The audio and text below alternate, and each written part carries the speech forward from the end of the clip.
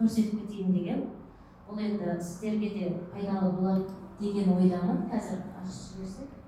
Мына тіл жұмсар, сосын одан кейін бір слайдым бар еді.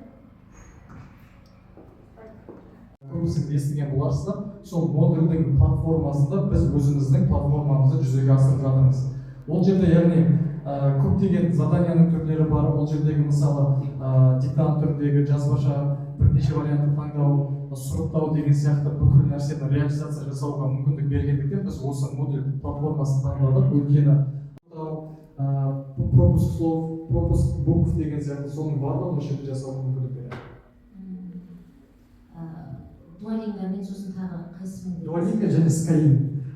Skyeng дегенде көбісі біз басында опрос жасаған кезімізде сол опрос бойынша көбісінде осы екі платформаны айтты. Бақтан екеуі де білесіздер английский үйренуге сол жерден қарадық, сол жерден қараған кезде сол более оптимальный Skyeng'ге кеткен дұрыс болады деп. Өйткені Duolingo'да көп үйретуші арнайы платформаға жұмыс істеп тұр ғой қазір. Содан сіздердікінің негізгі айырмашылығы, артықшылығы, кемшілігі, кемшілігін қайдан енді артықшылығы атап өтсеңіз деп қана. Ең үшінші біз қазір көптеген платформаларды қарап жатырмыз. Содан бөлек қазір Instagram'да көп шығып жатқан бізде Project App деген приложение бар. Сол жерге де кіріп көрдік.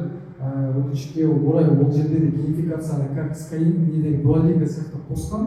Бірақтан, когда вот задание орындап көрген кезде оның барлығы бүкіл оқу процесін заторможение жасайды. Дұрыс орындалмайды, дұрыс негізсіз болып тұрған жоқ. Сол үшін біз в основном тек ондаймыз, көбінесе тек білімге қарай тестті дұрыс орындау сондай заттар. Лексика, грамматика бөлесіздер ма? Диалог деген сияқты ғой? Енді мысалы деңгейге байланысты бір бөлеміз, одан бөлек қазір бізге көп жағдайда керек заттар ол ситуациялық жағдайлар. Мысалы білім алушы тек бастап оқи берместен ол уже қолданатын заттарды көргісі келеді. Мысалы аптекаға кіріп мен енді программистпін. 2002 жылдан бастап Казгуда жұмыс істедім. Казгуданың қазір универ деген системасы бар. Сол системаны басталғаннан бері соған қатысқан көріне бастады. Сосын алып Әл-Фараби институтта салып жүрді. Сондай салған кезде ана искусствен күнде жаңағы алып жүрді. Сөйтіп жаңағы келді.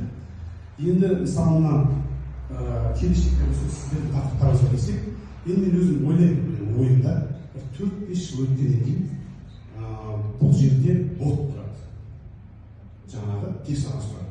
Өзіңіз таңдаласыз. Мысалы, маған күлкілі персонаж алып көрсеткен. Таңдаласыз, сол арқылы оқи аласыз.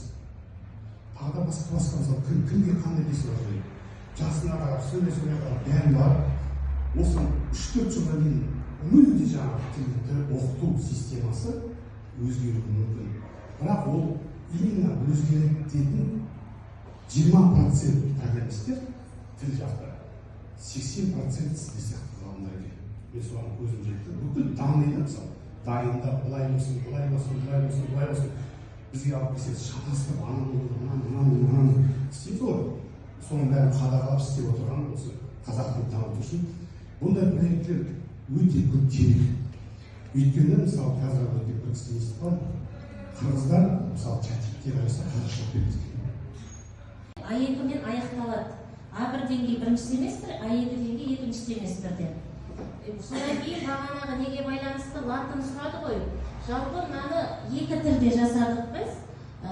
Бұлай басқан кезде латынға айналады, бұлай басқан кезде қазақ тіліне айналады деп. Сол екі неде енді оны ішіне кірген кезде мынау негізі платформа тегін өздеріңізде мынаның барлығы іші латынға айналады, ішіндегі видео сабақ барлығы да латын тілінде. Бірақ мен қазір кириллицамен көрсете берейін.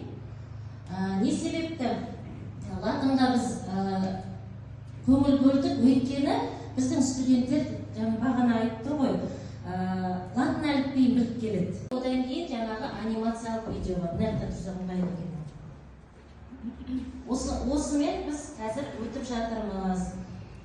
Бұны қазір бәріңізге, кім шетелдік студенттерге